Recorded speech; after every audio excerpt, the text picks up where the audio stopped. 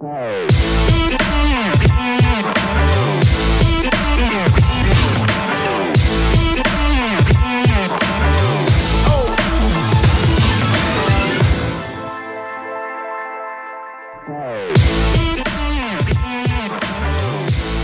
everyone, and welcome into the Money Down, presented by BetPrep on the Draft Network's YouTube channel. I'm your host, Kelsey Nicole Nelson, and happy Football Sunday. We have finally made it. On today's show, we will break down NFL betting advice, follow some tips, and also give you all some trends with the Draft Network's very own Jaime Eisner and Brentley Weissman.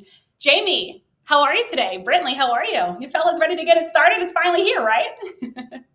So happy football season's finally back. How about you, Brentley? Gosh, I'm so excited. Cannot wait. I'm ready to make some money. Been saving all summer for this, guys. So have some money stored up, and I'm ready to cash it. Let's cash it, let's spend it, and let's get into it. So first off, we're going to look at a slate of 5 NFL games. We're going to start with the Sunday night game, 8:20 p.m., and like all eyes will be on it. It's Sunday night football action that our CEO, Paige, is sure to love as she gets to see her beloved Chicago Bears on the gridiron. We had to shout you out, Paige. During the offseason, the Rams and Detroit Lions did a quarterback swap, right, as Jared Goff was sent to Detroit and Matthew Stafford finds himself in sunny LA. Stafford is coming off a strong 2020 season and now finds himself Stafford's going to a strong 2020 season and finds himself now with a plethora of offensive weapons. It's just not there, right? And to name a few also, we're looking in this game at Khalil Mack, who was looking to cause some disruption in the Rams backfield all night long. Jaime, let's start with you. What are you looking at in this game? What can we follow? What are the trends? Well, look, I'm hoping there's going to be a lot of disruption in that backfield because I have the under for this game, under 47 points. These teams have met 3 times in the Sean McVay era and have combined for 26.3 points on average. I think this is going to be a fairly low-scoring game there at SoFi tonight. And actually, if you look back to last season, the Rams and their opponent hit the under in all 8 of LA's home games last year. I think that trend continues here, and I'm taking under 47 points. All right. Thanks so much for that, Jaime. Now, Brentley, let's head over to you. Are you agreeing with Jaime? Or are you going a different way? No, so I'm actually agreeing with Jamie that I do think it's going to be a low-scoring game. That being said, in a low-scoring game, I actually like the Bears +8 on the road in LA. I mean, look, this is Stafford's first game with his new team. He didn't play at all during the preseason.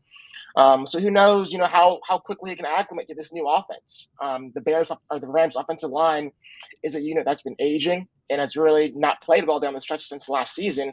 And the Bears have a really talented front seven. And I know, the Rams should be able to move the ball because the Bears secondary isn't very good.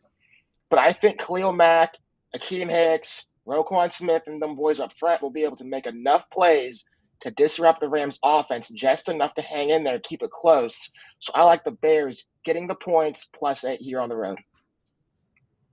Well said. And you guys make my job very easy as a host because I'm also agreeing. I have the under 46.5. And look, in the Sean McVay era, when the Rams have been favorited by 7 or more points, the under has cashed in 56% of the time. So I'm following the number and I'm following the trends. Fellas, are you ready to head over to the next game? Because look, it's a full football Sunday and everyone out there is excited again. We're trying to get you all some money that is listening out there. So next we're going to Green Bay at New Orleans Saints. And this game will be happening at a neutral site. Of course, our thoughts and prayers are with everyone that was affected by Hurricane Ida. But fellas, we had some breaking news today. Green Bay Packers standout pass rusher Zadarius Smith, who has battled a back issue, is playing today. All right, so this could be a huge lift for Green Bay by one of their best players. Let's start with you, Brentley, on this one. What are you liking? Yeah, this is one of the games I probably feel the strongest about. I really like the Packers -3.5 here. As you mentioned, the Saints aren't going to have their home field advantage, which perhaps they have the biggest of all teams, playing in the Superdome. So I do think that that's a huge loss to the Saints not being able to play at their home stadium in New Orleans. But also, look, they don't have Drew Brees anymore. This is the first time in Sean Payton's era that they're not going to be starting their season with Drew Brees at the helm. Jameis, while he did look good during the preseason, I want to give him all the credit he deserves after a strong preseason. The Green Bay Packers defense is a really good unit, and they're known for taking the ball away with Jair Alexander. And then, as you mentioned, Zadarius Smith going to be causing havoc up front. I think the Packers can do enough on defense to slow the Saints offense. And then I think the Packers offense is going to pick up where they left off last year, which is one of the best overall units in all football. So I like the Packers minus 3.5. Packers minus 3.5. Jamie, I think Brentley said it well, but look, we're looking at a new look Saints team. We've got Jameis Winston there, but also, hey, Aaron Rodgers is still there. So who do you like in this game, Jamie, as well? Yeah, Brentley and I are in lockstep on this. I have the Packers minus 3.5 as well. Obviously, neutral site game doesn't give Saints that home field advantage that we've seen at the Superdome for so long. But the other factor here is the banged up weapons for New Orleans. Obviously, Michael Thomas is not going to be with the team to start the season. Traquan Smith is missing time as well. He got recently placed on IR. So it's a very limited group of weapons for Jameis Winston making his first, regular season start of the year with this new look Saints team. So if Marquez Callaway, who had an awesome preseason run, is on Jair Alexander, he might not have a big day. Where else is the ball going? Lil Jordan Humphrey, Deontay Harris. I mean, obviously Alvin Kamara will get his no matter what, but the limited weapons, plus this now being going from a home game to a neutral site game, give me the Packers with the field goal on the hook here. All right. So, fellas, I think I'm going to switch things up. I'm going to surprise a few people, I think, because I'm going with the plus 3.5 for the Saints. Yes, I said it. Look, the Jameis Winston era is beginning in New Orleans. We saw the whole thing that happened with the quarterback controversy. But look, Jameis wants this team. He wants to prove that he still got it. So I like them on the spread. And I think, hey, I have them pulling off the upset. You heard it here first. All right. So we had some action with Green Bay. We had some action with Green Bay in New Orleans. Let's now head over to Pittsburgh Steelers at the Buffalo Bills. And look, Josh Allen in his camp asked Buffalo to show them the money, and that they did with the hefty contract extensions. Now all eyes want to see if he can continue from last season's great success that we witnessed to prove if that was money well spent as the Bills take on Big Ben and the Pittsburgh Steelers. I'll toss it over to you first, Jamie. What are you liking in this game? I like the Bills to win and cover here. I was been waiting all week for this spread to move to 7. It stayed at minus 6.5, and I'll continue to take it. As you could see on the BetPrep right sidebar right there, all the trends are really in Buffalo's favor in general, and particularly at home. They're 6-2 against the spread last season at home. I think they just have enough offensive firepower in this game that Pittsburgh's not going to quite be able to match. Unless we see something out of Josh Allen that we didn't see last year, I see no reason why the Bills can't make a statement in this game and get by at least a touchdown. Nice. All right, Brentley. All eyes on you. What are you picking? Yeah, I'm following Jamie here on this one. I like the Bills minus 6.5 covering at home. Look, I just think the Bills are one of the best teams in the NFL. They returned 20 out of 22 starters from last year. A team that made it to the AFC Championship game. They have an MVP quarterback in terms of Josh Allen. And to me, what I think the biggest question mark about the Steelers and why I think the Bills are going to win comfortably is they have, I think it's 3 or 4 new starters on their offensive line, which includes 2 rookies. And Dan Moore getting his first start at left tackle, and then Kendrick Green getting his first start at center. The Bills have a veteran, really talented defensive line, led by Mario Addison, and then a couple other rookies, Trent Murphy as a veteran, and then Gregory Rousseau and Carlos Basham. I mean, they have at the defensive line. I think the Steelers' offense line is really going to struggle holding up, and so I don't think Ben's going to have a lot of time to sit back and throw to some of his receivers, who I do think could have success against the Bills if Ben has time. I just don't think he will. So I like the Bills here, minus 6.5, and I think it could be a blowout. Ooh, a blowout. All right. Ouch. Sorry for fans that are trying to watch this game. But look, I think I'm taking the opposite. I know there's questions about Big Ben and his arm. I know we're also looking at the Steelers offensive line, but I'm liking the Steelers at plus 6.5. Like, Steelers head coach Mike Tomlin is 27-16, which is 62% against the spread as a road underdog. So I'm believing, folks. I'm believing in the Pittsburgh Steelers to get the job done. I feel like Jamie and Brentley, did you guys do a cahoots thing? I feel like all of your picks have been perfect and in tandem. And I just missed that phone call or that group chat, right? Great minds think alike. We're going to be great minds think alike. Yeah, we're either geniuses or idiots, and we'll find out in about 6 hours which way we go on this. But it's one way or the other. We will find find out very soon. And to that point, if you're watching on YouTube, make sure you put in the comments. See if you're agreeing with us. Give us feedback, thoughts. Look, we can trash talk during football season. We can all handle it.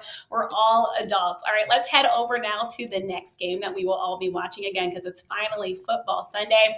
We have the Arizona Cardinals at the Tennessee Titans. Lots of excitement in this one, folks, as we got the continuation in year 3 of the Cliff Kingsbury, Kyler Murray era of the Arizona Cardinals with some additions of football veterans on both sides of the ball. For the Cardinals in the game that we know very well as wide receiver A.J. Green and pass rusher J.J. Watt. And on the other side of things, we've got a new offensive coordinator in Todd Downing. He has plenty to work with, right? Ryan Tannehill, A.J. Brown, Julio Jones, and Derrick Henry. Many are saying that this can give the Arizona's defense a lot to account for. I'll start with you on this one, Brentley. What are you liking in this game?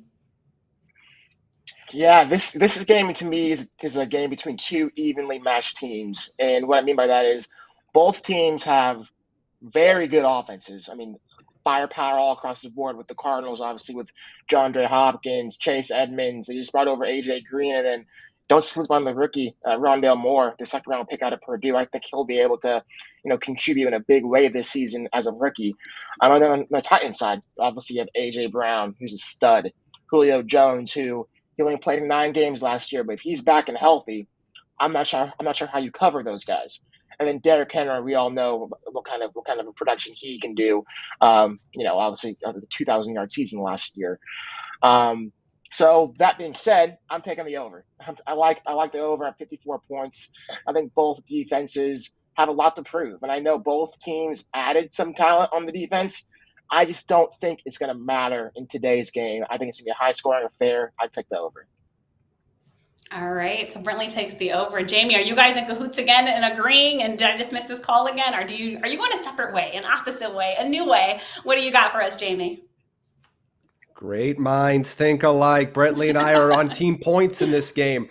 Look, this total has gone up and up. It was at 52 for a lot point, moved up 2 full points as we're talking right now.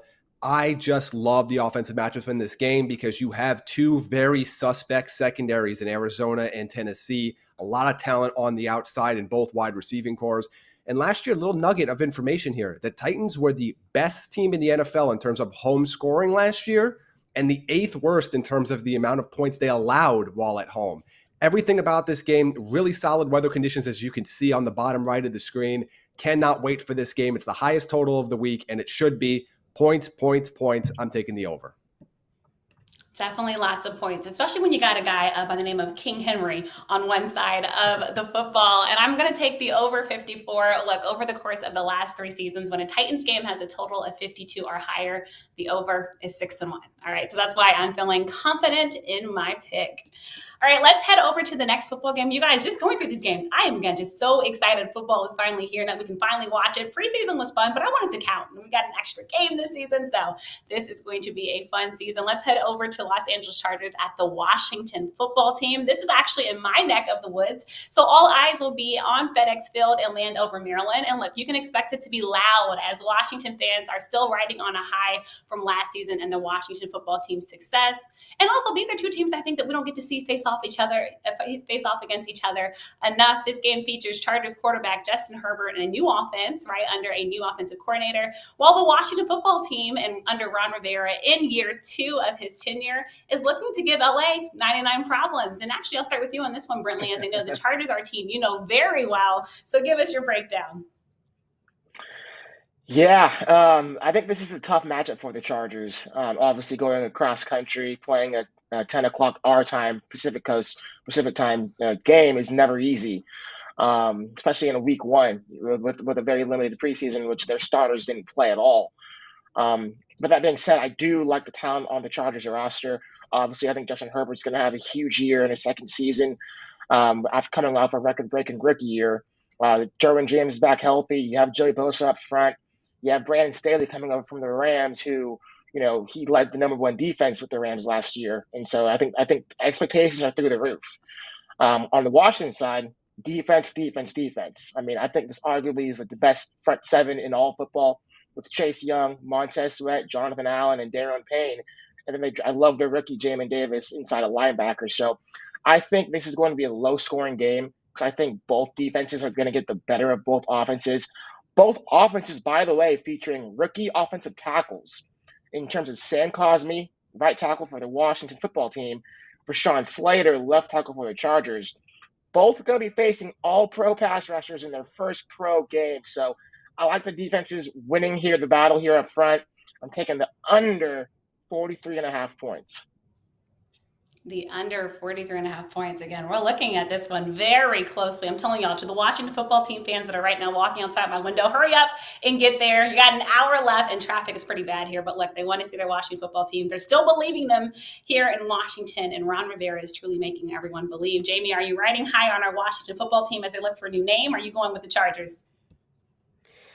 Well, this was a tough game for me. That's why I'm going to take a total in here. And the teacher's going to call Brentley and I up after class for this other one here because I'm taking the under here as well. It's now up to 45.5 points. Look, last year, the Chargers as the road team on the Eastern time zone in a 1 p.m. kickoff averaged just a little over 21 points. Washington only allowed about 19.1 points per game at home last season, and they were actually a bottom 5 home scoring team offensively. Now, obviously, they have Ryan Fitzpatrick there. It's a little bit different than the quarterbacks they ran through at different points last season, but no Curtis Samuel in this game. The Chargers are healthy defensively for now. I mean, that's always a for now when we're dealing with the Chargers. I imagine defense is going to rule this game. They're going to be a lot of sacks, some turnovers in this matchup, and I like the under. I think both these games, this game will be somewhere in the low 40s by the time the game ends. I am also looking forward to the defenses showing up big in this game. And look, we're finally the three amigos because I'm agreeing with you all. I'm also taking the under 45.5.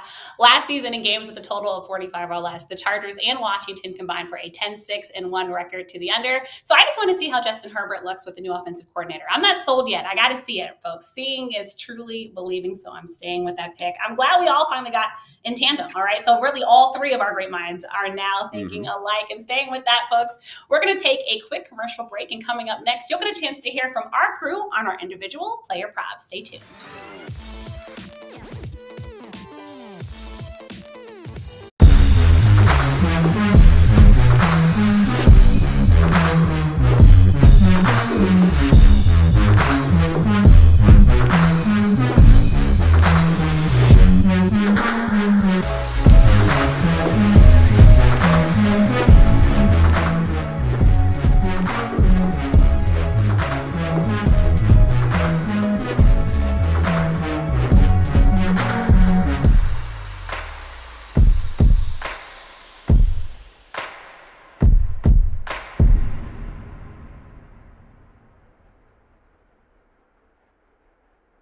Time to get some more advice from the best in the biz. Joining me right now is the Hitman to talk about some of the best bets for week 1 in the NFL. Let's talk. What's your number one bet of the weekend?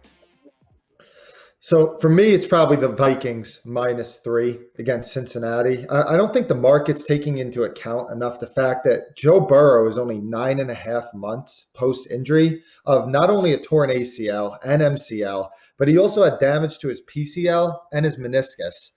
Then you have the fact that Minnesota's offense going against his Bengals defense, which was ranked 31st in the run. Dalvin Cook, obviously a great matchup. Bengals are without their top corner, Trey Waynes, going against Adam Thielen and Justin Jefferson. And we all know that this Bengals team needed to upgrade their offensive line. They really didn't do it in the offseason. And the Vikings get back on their defensive line. Danielle Hunter, Michael Pierce, added Dalvin Tomlinson, Sheldon Richardson. Get back Anthony Barr. Get back Eric Kendricks. I see a plus matchup on both sides of the ball. And the fact that Burrow might not be 100% until October, November. Vikings -3. It's a really interesting one as well because their prize top 5 pick can't catch the ball right now either. So we'll see how much that draft class even is able to make an impact at all here in week 1. All right, outside of that game, what else do you have on your slate? So I think probably the second best one, and I'll give you a total that I'm looking at. It's the over in the Titans-Cardinals game. And it really comes down to the fact that both teams' cornerback situation right now is so bad. The Titans are starting Caleb Farley, who really struggled in training camp opposite Janoris Jenkins. And this was one of the worst defenses in the league last year and one of the worst pass rushes. So going against a team that was number 1 in pace last year in the Arizona Cardinals, it's going to be a super tough matchup for them. And then on the other side, the Titans were top 4 in pace last year. And the big matchup edge that they're going to have is the Cardinals arguably have the worst cornerbacks in the entire NFL. And you're going against A.J. Brown and Julio Jones. So I think that both teams are going to definitely see success through the air, which is what we're looking for on an over. And one little nugget I got for you is that Ryan Tannehill, last 26 regular season games he started for the Titans, he's 21-4-1 to the over. The average total in Titans games last year was 56. I think that this number should be a lot higher than 52 and closer to that 56 number. Agree with you completely. The two cornerback rooms are scary right now, particularly in Arizona as well, with Malcolm Butler's sudden retirement just before the season. You see some rookies out there for both of these teams trying to cover some top flight weapons in this passing game. All right, Tommy, let's hear it. What is your final bet for the viewers for this week? I think if you could get New England at -3, -120, that's worth a wager. So it's all about the mismatch in the trenches. Miami last year ranked 21st in pass blocking and 30th in run blocking, according to PFF. And New England's defensive line is greatly improved this offseason. Plus, you have the fact that Miami will be without Austin Jackson, their left tackle. And then you look at the other side of the trenches, and New England's offensive line is top 5 this year on paper. And Miami's defensive front is pretty well below average as well. So I think that you have a big mismatch in the trenches and not a big enough mismatch for Miami and their skill position players to be able to counter that and make it and be able to overcome that big advantage for New England. So New England -3. It's time of the Hitman, everybody. Hitman428 on Twitter. Thanks for the advice. As always, we will have you back next week. Looking forward to it.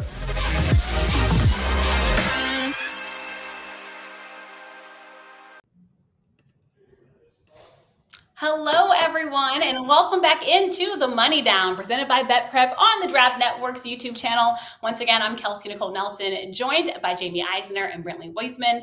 It's now time, fellas, for the individual player props. We know these football players, they ball hard, right? And they deserve their credit where credit is due. So starting off with this one, we're each going to give our 6 player props for the show. Jaime, let's start with you. Yeah, let's start right away with the Revenge Bowl, maybe, in that Jets-Carolina game. I'm going to start with Robbie Anderson here, over 54.5 yards. This opened up at even money. Now it's -130.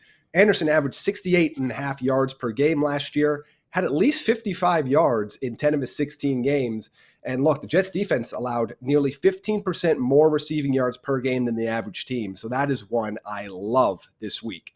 Number 2, Zach Pascal, over 3.5 catches. No T.Y. Hilton. In my mind, Pascal's the clear number 2 pass catching option on this Colts team behind Michael Pittman. Frank Reich's team over the last 3 years have averaged more than 35 pass attempts per game. So there's going to be room for Carson Wentz to throw this ball around. Pascal caught 5 passes on 6 targets in the game T.Y. Hilton missed last year. And the Seahawks, including the postseason, allowed more than 17 receptions per game to wide receivers. Number 3, Tyler Boyd. And if you listen to me on the TDN Fantasy Podcast, you know how much I absolutely love Tyler Boyd. He is the number 1 wide receiver in Cincinnati for my estimation. Over 5.5 catches here at +125. In the games Boyd and Burrow played together last year, 8.7 targets per game, 6.9 receptions per game. I love the odds on this. And Burrow had to throw the ball 40 or more times more often last year than any other quarterback before he got hurt. I'm looking at this as a game where there's going to be a lot of pass attempts, and Tyler Boyd's going to be a huge recipient of them. Prop number 4, Myles Gaskin, over 28.5 receiving yards. I know there was this weird little scare that happened during the Dolphins' first preseason game where Malcolm Brown was on the field a lot and everybody freaked out. Myles Gaskin's the guy in that backfield for Miami. He will be the check down option for Tua Tagovailoa in this game. Over 28.5 yards of a guy that averaged nearly 40 receiving yards per game with Tua last year and didn't even have fewer than 51.5 receiving yards per game in the final 3 with Tua. Love this over as well.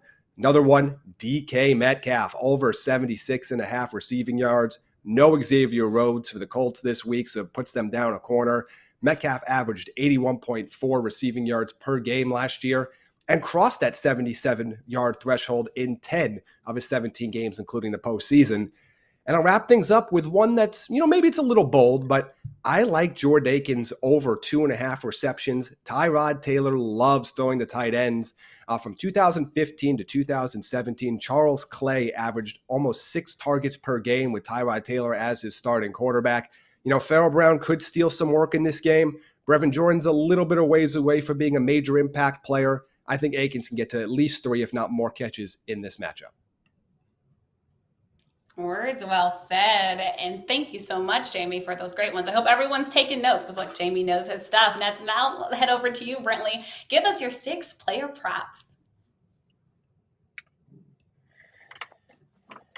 Yeah. So I think the first player prop I want to definitely talk about is Sammy Watkins over 68.5 receiving yards on Monday Night Football. Look, Sammy Watkins is known for having explosive early season games and, of course, tailing off towards the end of the year. But I think this is a primetime game where Sammy Watkins can blow up. Obviously, the Ravens have suffered some catastrophic injuries in the backfield, so I think Lamar Jackson is going to want to throw the ball more than he might have initially thought heading into training camp. And I think Sammy Watkins is going to be the direct beneficiary to those targets. And Sammy Watkins has had success against playing the Raiders secondary, obviously, with last few years with the Chiefs. Got to see the secondary 2 times a year. And then the Raiders secondary, their new kind of revamped secondary with Casey Hayward coming over. And then obviously you have your young guys in Traylon Mullen and Damon Arnett. But I really like Sammy Watkins with the over of 68.5 receiving yards. The next player prop is Cole Beasley over 4.5 receptions against the Pittsburgh Steelers. Now, there's a few reasons because of this. The Steelers lost nickel corner Mike Hilton last offseason to the Cincinnati Bengals, and I think that's actually one of the most underrated losses any team suffered in the offseason. He's one of the best nickels in all of football, and we all know Cole Beasley in the slot, he can get open, and Josh Allen loves to give him the ball. He set career highs last year in receptions with 82. And then another factor here is Emmanuel Sanders, while he will be active today, he was dealing with a lingering foot injury. And so in a high-scoring game, I think Cole Beasley is going to get a lot of targets. My third prop here is Justin Jefferson over 82.5 receiving yards today against the Bengals. Now, look, Justin Jefferson is going to be going up against his former quarterback in Joe Burrow, his former running mate and receiver, Jamar Chase. He's going to want to make sure he shows out and shows why he's the most famous, the most successful former LSU Tiger from the 2019 national championship team. And so I love Justin Jefferson here. The Bengals secondary is going to be without Trey Waynes. He's dealing with another injury. So I really think Justin Jefferson is going to be able to get open and have a field day against the Bengals secondary. My fourth player prop is Matthew Stafford hitting the over on 294.5 passing yards. Look, as I mentioned earlier, the Bears secondary lost Kyle Fuller, didn't really do a good enough job in replacing Kyle Fuller, and they're going up against a loaded Rams receiving group led by Cooper Kupp, Robert Woods. They drafted Tutu Atwell in the second round, and they still have Deshaun Jackson and Van Jefferson. I have no idea how the Bears are going to stop this offense. Matt Stafford in his first game in LA, we already know Sean McVay is going to want to pop the numbers up to prove that, I got my guy. Jared Goff was the issue. So I think Matt Stafford's going to have a huge night tonight. My fifth player prop is Mike Gesicki, tight end for the Dolphins, over 4.5 receptions against the New England Patriots. Tua loved throwing these to his tight ends last year. Between Gesicki and Adam Shaheen, they were both really productive for him. Tua doesn't have the biggest arm in the world, so he really likes having an intermediate security blanket in Gesicki.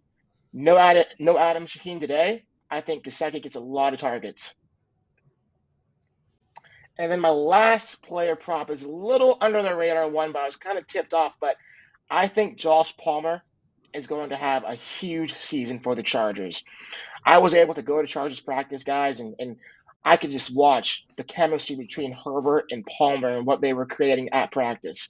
Palmer was getting all the second-team reps, all the number 2 reps, because Mike Williams didn't practice at all during training camp because he was dealing with a lower body injury. I think Palmer, over 3.5 receptions, is the easiest prop I'll make all day. I think that he breaks this easily. Nothing wrong with easy props. I do hope Justin Jefferson gets the over because, look, I want to see the gritty in the end zone. I think it's only right and the best way to start a football Sunday. All right, so now we'll head over to mine. We take a quick commercial break, and hopefully it's saved the best for last. And so to kick off my player props, let's kick it off with first Julio Jones. Look, I know many of us grew up watching him. He's a legend. He can get the job done. And look, he has to score at least one touchdown. It's only right at 140. It's too good to pass up in a game with a high total. Next, let's head over to Cleveland and Nick Chubb.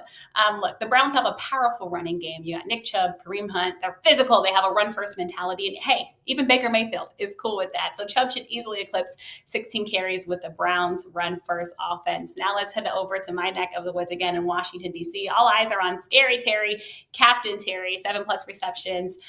Look, no Curtis Samuel. McLaurin has to be a target for Ryan Fitzpatrick. And Ryan Fitzpatrick knows he's playing with the monkey on his back. Everyone wants to see if he still has it in year 17, and the Washington football team is believing in him. So Terry McLaurin, look for a huge game from him. He's been an underrated wide receiver for way too long. Now, this one's probably not going to surprise many, but Mack Jones, we all saw what happened with the New England Patriots quarterback fiasco. It's Mack Jones' season in New England, right? Love him or hate him. I do like him against the Dolphins secondary. So I'm staying with you, Mac, and Mac we trust.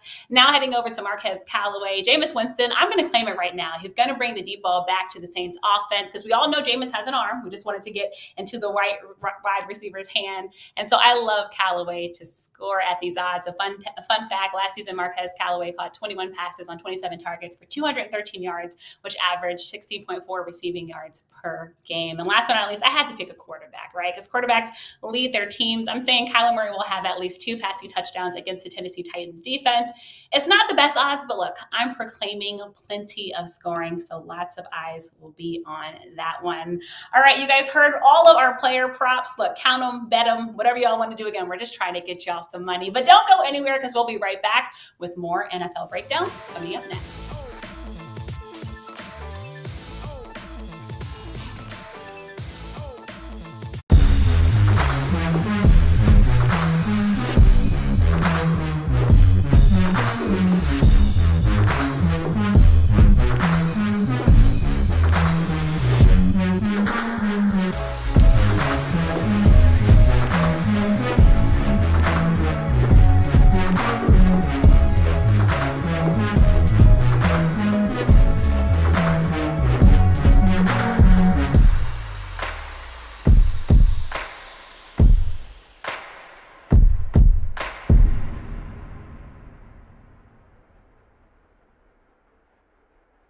And I'm joined now by BetPrep's Brad Feinberg because there's nothing we love more than player props. So let's continue talking about them right now.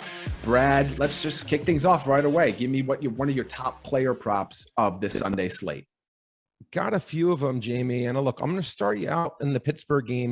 And I'm going to go with Devin Singletary. And there's 2 different props I like for him. You can do a half unit on both or 1 unit on both, depending what your risk tolerance is. But his over-under for rushing attempts is 8.5. His over-under for rushing yards is 33.5. Now, if you look at the pure data, is this necessarily a great play? Based on last year, absolutely not, Jamie. But the reason I like this is, in my opinion, there's been a fundamental change in his role. Now, last year we saw him and Zach Moss were completely in a timeshare. But right now, it's my opinion, again, from everything I've read, all my research, I believe Devin Singletary is the clear number 1 lead back. Now, obviously, Buffalo likes to pass the ball with Josh Allen. There's no question about that. But I think Singletary is actually a good player, and I don't expect Moss to get as much run. He was getting about 8 or 9 carries a game anyway last year, but I think he's going to be the clear guy. I think he's going to be more of the 75-25 guy, not a 50-50 timeshare like we saw last year. So I'm going to bet that he goes over 8.5 carries, Jamie, and over 33.5 rushing yards. Yeah, a lot less hype around Zach Moss this year than at the same time last season. Oh, for sure. For sure. Big difference. Absolutely. Big difference. Let's talk about another guy, but a new face in a new place, Julio Jones. And we talked a little bit earlier with Tommy the Hitman about how much he loves the over in this particular game. How do you feel about Julio Jones's props? Well, listen, Jamie, let me ask you a question. Julio Jones, it's interesting. And you're a super smart guy. You do this for your job. And I always buttering me up. You see, Julio Jones, everyone talks about how, he'll be a great number 2 receiver to A.J. Brown. Now, I like A.J. Brown as much as anyone. He's really good. But Julio Jones is being put out the pasture like he's done. Listen, he still has the highest yards per career average at 95 a game. Megatron at 85 is 10 yards below him, Jamie. And last year, he wasn't bad. He was still really good. It was just injuries kind of derailed him. I don't know if there was necessarily a big performance decrease. I'm not so sure he's not the quote unquote de facto number 1. And everyone just assumes it's A.J. Brown. I don't see it like that. 54.5 yards, Jamie. Come on. This is a guy who's gone consistently over that 75 to 80% of his games. You can look all this up on BetPrep, like you mentioned, which is just an amazing site for this kind of research. And to me, I think 54.5 is just way too low, an overreaction. A, to the new team. And B, I think, they think A.J. Brown's maybe the quote unquote guy. I don't see it that way. In a season long league, maybe Julio's going to get hurt. In a 1-game scenario, Jamie, give me over 54.5 yards. I like it. I think the only concern with Julio this year is does his volume drop in total? But in this game, I don't think we're going to see anything but a lot of volume. So I'm excited for this prop, as I am for the next one, because this is a guy that has been very effective when he's been healthy. And right now he's healthy. And that is Raheem Mostert. Are you buying into him in week 1 against Detroit? Well, this is a tricky one. Yes and no. And I'm going to tell you, the yes part is I love her. When I watch Raheem Mostert play, Jamie, I actually think the guy's freaking amazing. Probably maybe the fastest running back in football. I think he's terrific. Huge fan of his. But, and I think he will have a good game against Detroit. His rushing attempts, Jamie, is 16.5. 2 things I'm going to say here. Oof. First, in his entire career, he's gone over 16.5 twice. Let me say that one more time. In his entire career, he's gone over 16.5 twice. They brought in Trey Sermon, who, they didn't bring him in my opinion, just to necessarily just be sitting on the sidelines the entire game. I think Trey Sermon's going to get a real run here. I do expect Raheem Mostert to be the primary guy. I respect that, and I think he deserves it. But I think 16.5, way too high. Plus, again, I don't think Shanahan wants to. He tends to split it up. He'll give 3 guys carries. He'll give one guy 12, one guy 9, and one guy 5. I see it all the time from him. Again, I don't need to be try to outsmart myself. So again, I will dare Raheem Mostert to get 17 rush attempts here. All right, Brad, let's get you out there for one of these games. We're not talking player props now. Give me a spread or a total that you really, really like today. Jamie, look, I'm gonna go with the Cleveland Browns getting 6 points against the Kansas City Chiefs. Now, look, I get it. Kansas City is with Mahomes, Tyreek Hill, Kelsey. They're an incredible team and they're phenomenal. But you know what? Last year, Jamie, I just can't stop my thought. I know Mahomes got hurt in the 4th quarter, but I just remember that game because I bet Kansas City in that game, and I felt very, very fortunate because that was a game. The whole game, in my opinion, really turned. If you remember, Jamie, the player, Cleveland player, I forget who it was, stretching out at the 1/8 of a yard line, and the ball he fumbled it out of bounds, and they lost 7 points there. And it was a really, it was a 6-point or 4-point game. And I think Cleveland's really upgraded their defense substantially in the offseason, Jamie. I think this team is loaded for bear. I think they have tremendous wide receivers. I think they have a good enough quarterback who's in the system with what Stefanski's done, which I think this is going to work very well for Cleveland. And again, I know I do believe in this, and this is one thing I believe in is cohesion in the offensive line. Not sure right away if we're going to get that from a Kansas City team that's really changed like 4 of the 5 positions from last year. And that's I love it. I like the idea there. I like the boldness. I love going Browns, getting points here. This is BetPrep's Brad Feinberg. Follow him on Twitter at Brad's Best Bets. We will talk to you again next week.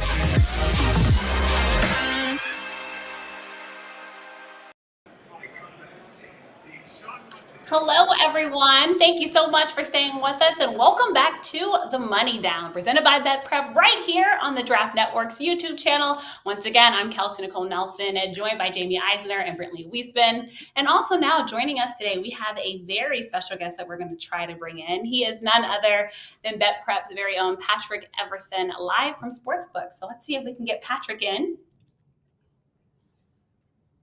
Patrick, hi, how are you? I have to talk loud because I am inside Mandalay Bay, so it's a little noisy in here. A lot of people in here. It's a great atmosphere. NFL Week 1 is always awesome. Oh yeah, we're a little jealous you're there. We all wish we were there with you, Patrick, but I can talk loudly. That's not too much of a challenge for me. So let's kick it off. What are you hearing? What lines are moving this morning? Well, it's interesting. First off, my apologies. I normally have my earbuds with me, and it's a busy morning, and I start at 6 a.m., and so something was going to fall by the wayside, and this morning it was earbuds. I totally forgot them. So I'll just give you a look at a couple of the early games that are interesting here. Obviously, the Seahawks-Colts, this was a big mover. Remember, these NFL Week 1 lines have been up for months, in some cases all the way back to May. Colts opened -2.5 months ago. This game got all the way to Seahawks -3.5, now -3. 4-1 tickets, 5-1 money on Seattle. And Seattle is one of the highest ticket count teams for NFL Week 1. They're among the top 3 or 4 at BetMGM Nevada. The second highest ticket count, behind only the Kansas City Chiefs, is the 49ers. They are piling on the Niners. They're out to -9 here at BetMGM Nevada. Opened at -7. Tickets 4-1, money 11-1. And Randy Madike behind the counter here at BetMGM Nevada just told me this morning that it's all 49ers money, parlays and everything. They're piling on the Niners in every which way. And again, a huge ticket count there. I can hit 3 or 4 other games, whatever you guys want to go to on these morning kicks. I probably got a little something. I was going to say, Patrick, keep going. Look, we have people listening to you live. They want to win some money, so we're here for it, Patrick. Go ahead and keep giving us these games. I'll just keep firing then. That makes it easy. Since I was the idiot who forgot his headphones this morning. For NFL Week 1, we're all in kind of dress rehearsal here. All right, Steelers, Bills. Bills 6.5 to 7, down to 6.5. And it's pretty close. This is really good two-way action here at BetMGM on the strip here in the Las Vegas books. 1.5 to 1 tickets on the Bills. Money just about even here, slightly more on the Bills. Same thing on parlays; those are running two-way. Same thing on the total, two-way action on the total as well. Dolphins and Patriots, really interesting game. Patriots now up to -3.5. That's up a point, and most of that point has come over the last couple of days. They went from 3 to 3.5 this morning. Tickets 2-1 on the Pats. Money about 3-1 on the Pats, and that is sharp and public play on New England today, backing the rookie quarterback. So they're going to need the Dolphins up there in New England for sure. Cardinals, Titans. This has bounced between 3 and 2.5 a couple of times. It's now Titans 2.5. And Randy Madike said, good matchup, but not as much interest as you might expect in this game. Money 2.5 to 1. Tickets about 1.5 to 1 on the Titans. And then and in that game, sharp and public play on the over as well, which has driven that total up. So sharp and public, which is something they don't like to see behind the counter when everybody's on the same side. And Chargers and Washington football team, this line jumped the fence from Washington +1 to Washington -2, -115. And Randy said that's all sharp play on Washington football team. Tickets running about even, but money about 3.5 to 1 on the WFT. Nice. Well, look, I'm in DC, Patrick. So everyone here, you just made very excited and very happy. And also, as we go to that, we just wrapped up player props. I want to ask you, Patrick, what player props are seeing the most action? You know what? Hang on, give me a second. Bear with me while I flip through my notes. I know I put you on the spot, Patrick, so no worries. This is going to be messy here. This is what we do in football. We adjust, right? A couple of player props that Scott Shelton told me about late last night. Also BetMGM Nevada. By the way, I'm at Mandalay Bay here, and it's freaking awesome. They got really good screens. A couple of sharp plays on a couple of player props. Patrick Mahomes TDs over 2.5. They were playing that at +110. And then Devontae Smith of the Eagles receptions over 3.5. A couple of player props seeing a little bit of action behind the counter at the counter at BetMGM Nevada. Nice, very exciting. And another question for you: what teams do the books need to win? What teams do the books need to win? No problem. Look, I'm going to scream because you're having a good time. Need to win? Hell, I'll tell you what they need. Teams? They would love to see Miami outright. They'd certainly love to see the Colts outright. They'd love to see the Lions outright, no question whatsoever. And a little bit later today, looking ahead to some of the later kickoffs, the Chiefs have more tickets than any team on the NFL Week 1 board. So that line has come back toward the Browns a little bit, but I still think they can really go for a Browns outright upset. But they would take a Browns cover in that game for sure. Nice. Thank you so much. And again, we know we want to get you back to action, but one more for you. Who is seeing the most action in the Jets-Panthers game? That's another interesting one. Hang on. I got it right here in front of me, just fortunately. So once that line got to like 4.5, there was some sharp money on the Jets. BetMGM Nevada, at least sharp play on the Jets +4, which helped bring that back to 3.5. Ticket count 3-1 in favor of the Panthers, but money really close in that game where you got rookie QB against the former Jets QB, Jets against Panthers. All right, thank you so much for that. And just to make sure our audience knows, what's the most bet on game of the week? The most bet on game of the week. Well, that's a little hard to say right now. It could end up being one of these later games, depending on how things fall today, especially when you're talking about parlays, moneyline parlays, teasers. But really, that Cowboys-Bucks game was a hugely bet-on game, and it was a huge decision for the books. The books made out really well with the Cowboys covering and a very short spread at the end. Bucks only winning by 2. So it's kind of hard to say at this point. Bucks, like I said, Bucks Cowboys was tremendously well bet. It could end up being Browns Chiefs. Could end up being honestly the Sunday night game. If the favorites do well today, I can tell you this: no matter how much it was actually bet on the Bears and Rams, that's going to be a monster decision if the favorites have a good day today, because all the parlays are going to be rolling into the night game with the Rams. So much good information, Patrick, but I know I've been hogging you, so I do want to share it with Brentley and Jamie as well to see if they have any questions before we let you go. All right, are we good? I'll have headphones next week, I promise. All right, no worries, Patrick. I see your mouth moving, but I don't hear any audio. Yeah, sorry you couldn't hear Jamie, but no worries. We will be sure to get you back next week. Once again, Patrick, thanks so much, and enjoy the Monday night game. I know Vegas, Sin City is the place to be. So again, we're super excited for you. Thanks so much for joining us as always. It's always great to bring extra knowledge to this show. Thanks again, Patrick. Yeah, I appreciate you having me. Appreciate it. Have a great day. No problem. You too. All right, Jamie and Brentley again. I think Patrick got us ready. Anything that he said that you guys just got even more excited about? And Jamie, I think unfortunately we can't hear you. Oh, sorry. One thing that was very interesting was that Chargers-Washington game, because it opened and sat all summer with the Chargers favored in that game, and in the last few days it's kind of shifted, as Patrick said, jumped the fence, and now it was shifted to Washington -1, and then overnight it's moved to Washington -2. So that was one of the more intriguing ones for me. Yeah, completely agree. Brentley, anything? Yeah, I thought that was also intriguing. Obviously, I mean, the Chargers are always a team that gets a lot of hype during the summer, obviously, because that's when they're most healthy. So I do think the closer we get to kick, it does make sense that it flipped to Washington. They're the home team. They have the strong defense. And again, traveling across the country, playing that morning game for the Chargers is not easy. And I think a lot of fans don't really necessarily understand that. So I do understand why that line will be moving. Another one I thought was interesting was the Jets and Panthers game. Obviously with that line getting more, closer to that 4.5 number, the Sharks are jumping on the Jets, which I thought was really fascinating to me, because I think that's one of the games that I feel very, very confident about the Panthers covering all the way up to a touchdown. I mean, that's kind of where I'm at with that game. So I thought that was interesting as well. Yes, so much on the line today. Thanks so much, fellas. And look, everyone stay there, because coming up next, we'll have our go for 2 picks. So stay tuned to The Money Down, presented by the Draft Network.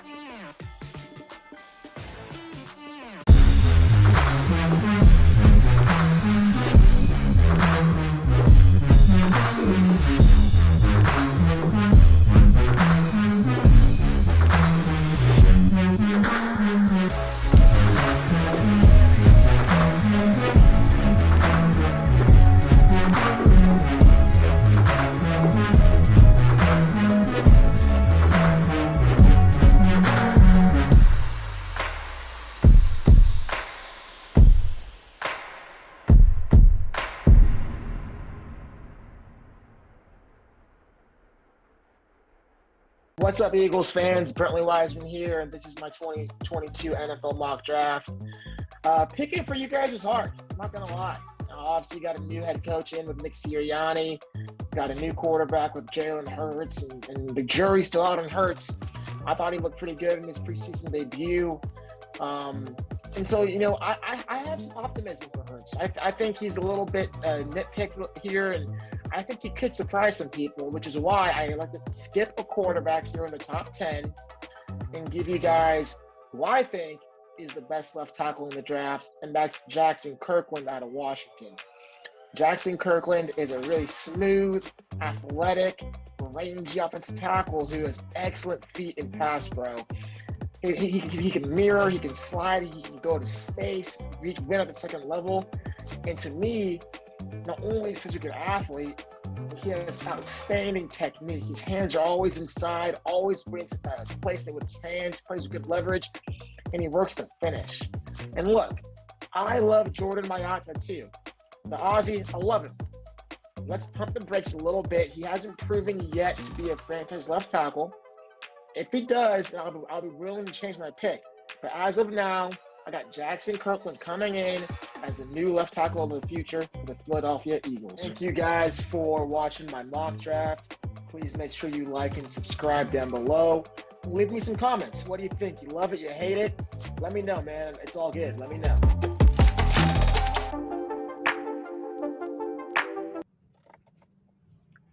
Welcome back, everyone, to the Money Down presented by BetPrep. Again, Kelsey Nicole Nelson, Jaime Eisner, Brentley Weissman, and look, fellas, we're about to go for two, all right? This is where we separate the pretenders from the contenders, and I know I have two contenders in both of you. So I will start first with you, Brentley, on this one. Again, we're going for two. Give me your first go-to pick of the week. Yeah, it's actually a prop that Jaime Eisner had earlier on one of his player props, but I love the over on receiving yards, for Robbie Anderson. I think I had the line at let me just get my notes here, but I had the line at Robbie Anderson over 61.5 receiving yards for plus 112 odds, and I think that's stealing candy from a baby. I mean, look, the Jets secondary is arguably the worst in all of football. They have Bryce Hall at one corner, but the opposite Bryce Hall, they have very, very little depth and talent. Bryce Hall's probably going to be on DJ Moore for most of the game, which leaves Robbie Anderson, who is an extremely talented receiver, a very good deep threat, going to be matched up on a guy he's supremely, over talented over. So I think Robbie Anderson is set for a huge game today. He has familiarity with Sam Darnold, both playing in the Jets. So it's a revenge game, not just for Darnold, but for Robbie Anderson. So this is a lock. I think he's hitting the over 61.5 receiving yards. Could be a huge day for Robbie Anderson. I definitely agree. A huge day for Robbie and Jaime. Like, we're getting closer to countdown, closer to kickoff. Give me your first go for two pick of the week. Yeah, these are our 2-unit bets, so we have to be very careful to make sure that we hit these. I'm going with a player prop as well, and that is Clyde Edwards-Helaire over 2.5 receptions. I got this at even money. You can now get it at minus 130. Look, before Lev Bell went to Kansas City, Clyde Edwards-Helaire was averaging 3.5 catches on 5.2 targets per game and caught at least 3 passes in 5 of those 6 games. With no Bell and really with no true third pass catching option that's trustworthy behind Tyreek Hill and Travis Kelsey in Kansas City, I think we're going to see a lot more of Clyde Edwards-Helaire in the passing game. Kind of what we thought we were going to get last year when they took him in the first round. All right. Thanks so much, Brentley and Jaime. And now that means it's my turn. And I'm going to double up my units in the over in the Arizona Cardinals and Tennessee Titans game because, look, I think this game has a high potential for high offensive scoring. We have 2 high-powered offenses hitting the football field, and the line for that game has moved in the right direction again for that game. So I'm sticking with that, fellas, and that's my go for 2 first. And now let's head over back to you. Actually, we'll start this time with Jaime. Give me your second go for 2 pick, Jaime. It's going to be another player prop and another receptions prop. I'm going to go over 4.5 catches for Laviska Shenault in this game. Jacksonville, Houston actually is going to have a lot of offensive and a lot of fantasy value for those of you that play out there. Laviska Shenault had at least 5 catches in half of his games last season, including the final 4 games. We've seen and heard some very interesting comments from Urban Meyer about DJ Chark. So I'm not sure where he's going to be in the pecking order. Marvin Jones Jr. will probably be their wide receiver 1, but he's dealing with a little bit of a shoulder injury. I think Laviska Shenault, particularly with Travis Etienne not playing this year, is going to be that lead guy in the short passing game. So I will take the over on 4.5 receptions right now at minus 114. Thanks so much, Jaime. Taking the over. All right, Brentley, give us your second go for 2 pick. This is a game that I talked about earlier, but I'm doubling down. I think Green Bay is covering minus 3.5 against the Saints. And again, like the fact that the Saints don't have home field advantage, and Green Bay is only they're only getting 3.5 points, to me doesn't even seem right. Green Bay is a team that made it to the NFC Championship game, one of the best rosters in all of football. Zadarius Smith is going to play today, and I think he'll be able to really get into the Saints backfield and disrupt Jameis. And another thing that we didn't even talk about is Marshawn Lattimore is a late add to the injury report with, I think it's a lower body injury. That's never a good sign when he's added today. And so if he doesn't play, they're already down a corner with I know they traded for Bradley Roby, but he's suspended. They lost Janoris Jenkins last year. So I think they just signed Desmond Trufant. I do not like that going up against the best wide receiver in football in Devontae Adams. I think Aaron Rodgers is going to feast today. He's playing pissed off, which is never good for the defense. So I love the Packers on the road, -3.5. Yeah, pissed off Aaron Rodgers is good for no one, especially the other team on the other side of the football. I'm also looking at that game, Brentley. That's my other going for two today is the New Orleans Saints versus Green Bay Packers game. I think this game puts the Saints really honestly in a good spot for the Saints to put everyone in the NFC on notice that they will be contenders in their new Drew Brees-less era. I know everyone was worried about that, but again, new look Saints team, and I'm believing. I think they faced a lot of adversity, but I think they get their act together. And now that we've done the going for two, we're now going to do the bold bets of the week. All right. So no scaredness here. I want your bravest, boldest bet for this one. Let's start with you on this one, Brentley. I'm going, and this is interesting. So I have for our teams for the TDN in terms of scouting department, I'm assigned the Cincinnati Bengals. So I follow this team very, very closely, and I think their over under for the season was like barely 6 wins. So I took the over. I'm a big Joe Burrow guy. He's going to be back healthy. And so I like Cincinnati +3 on the road at Minnesota. I think Cincinnati could surprise some people this year. They were competitive in every single game that Joe Burrow played when he was healthy. Joe Burrow kept him in almost every single game. And I think, his ability to throw the football, they have new weapons with Jamar Chase. T. Higgins will be in his second year. They have Tyler Boyd.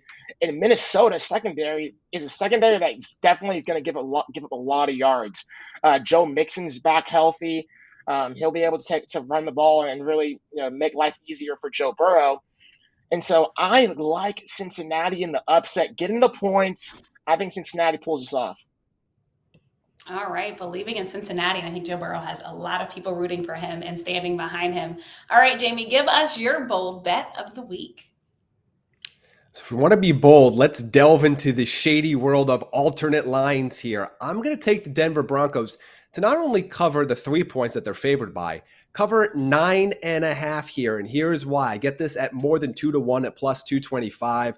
The Giants are banged up right now. We might only see limited action from Saquon Barkley, limited action from Kenny Golladay. And by the way, the Giants were 0-5 at home last year against non-divisional opponents and lost by an average of 14.4 points per game and lost by at least 10 points in 4 of those 5 games. The Giants have been prone to getting blown out at home by better teams, and given the fact that they're kind of bringing in a very gimpy unit, for lack of a better phrase, coming into week 1. Kenny Galladay's already talked about they think they're going to be off to a little bit of a slow start. I think that slow start starts with a double-digit loss at home to the Denver Broncos. All right. Thanks so much, Jamie. Brentley and Jamie, very confident in those picks, but we did call it a bold bet. Now it's my turn, and I am going to head over back to that Saints game. Look, I like the Saints getting the points, and I'm going to sprinkle on the money line. First off, who wouldn't want to see Jameis Winston eating a W, right? Let's just be honest. He's looked confident and decisive and composed in that pocket. I think he knows he earned that QB1 job, and he knows all eyes are on him again, trying to get that chip off of his shoulder. Also a great coach in Sean Payton. And also he got to do the tutelage of Drew Brees' mentorship. And also I think we all know he has an arm. That's something unfortunately we didn't get to see much from Drew Brees towards the latter part of his career. So again, I like the Saints getting the points, and I am going to sprinkle on the money line. Jamie and Brentley, this has been such a fun show. I wish it didn't have to end, but we're 15 minutes away now from kickoff action. We hope everyone once again joins us next Sunday. Be sure to join us at 11:48 a.m. Eastern time again. Each and every week, we'll be giving you guys bets, tips, and everything you need to help to hopefully get some money in those pockets. And also be sure to check out our college football show, the Money Down Show, on Saturdays before college football action kicks off. Speaking of which, what a day it was yesterday of college football action. So again, both shows you're definitely going to want to tune into here on the Draft Networks. Thanks again so much for tuning in. I'm Kelsey Nicole Nelson. He's Brentley Weissman. He's Jaime Eisner. We'll see y'all next week. Have a great one.